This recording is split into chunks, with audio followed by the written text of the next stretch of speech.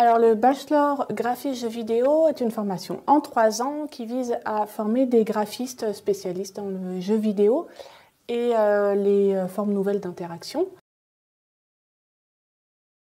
Alors tout au long du cursus de 3 ans de ce bachelor, une grosse importance est donnée au dessin d'observation, à la capacité de créer des personnages et des environnements. Donc il y a un gros programme en chara-design, c'est-à-dire le design de caractères, c'est-à-dire les personnages des jeux vidéo en accord avec les histoires. Il y a également une grosse formation technique, logicielle. On leur enseigne la 3D, le rigging, l'animation, le rendu, faire des textures. On va jusqu'à aussi faire une initiation à l'intégration dans les moteurs de jeu parce qu'on considère qu'un graphiste pour les jeux vidéo doit intervenir à la croisée des chemins du game design, du storytelling et puis de la technique du développement. Bien sûr, sans être développeur, il est nécessaire d'avoir des petites notions quand même d'intégration. Au cours du cursus, on a décidé que chaque année, les élèves allaient avoir l'occasion de créer un jeu.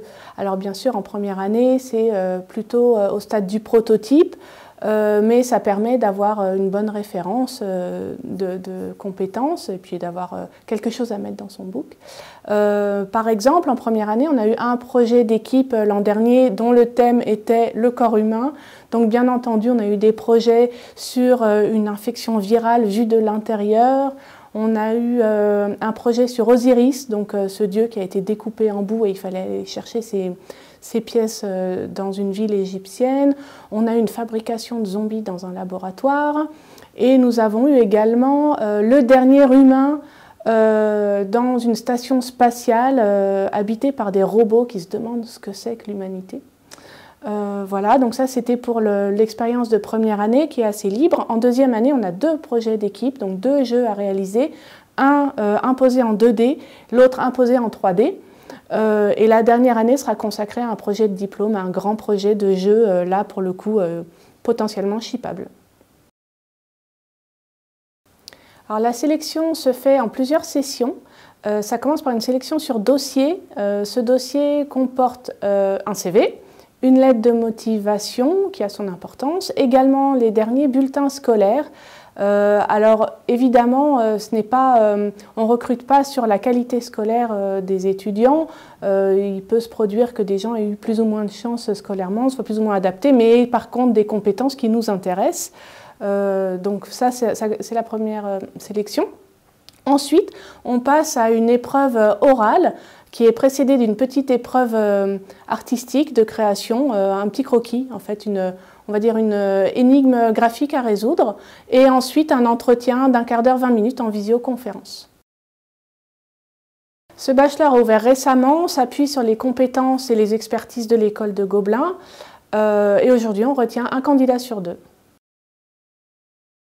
Alors, les qualités que l'on attend chez nos élèves, bien sûr, on attend des personnalités curieuses qui savent s'intéresser à beaucoup d'autres choses, évidemment un intérêt prononcé pour les jeux vidéo.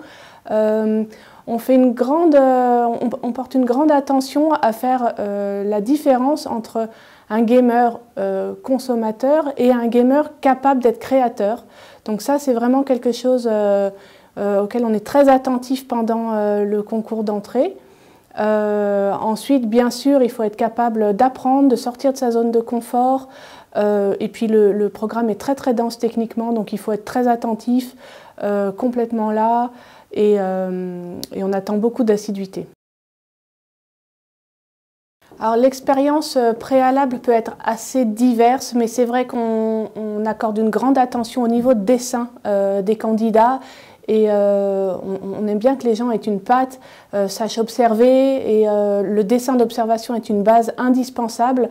Ensuite, une formation préalable technique en informatique peut être utile, mais ce n'est pas nécessaire. On forme vraiment depuis l'initiation des outils, donc ce n'est pas rédhibitoire de ne pas savoir se servir d'un ordinateur.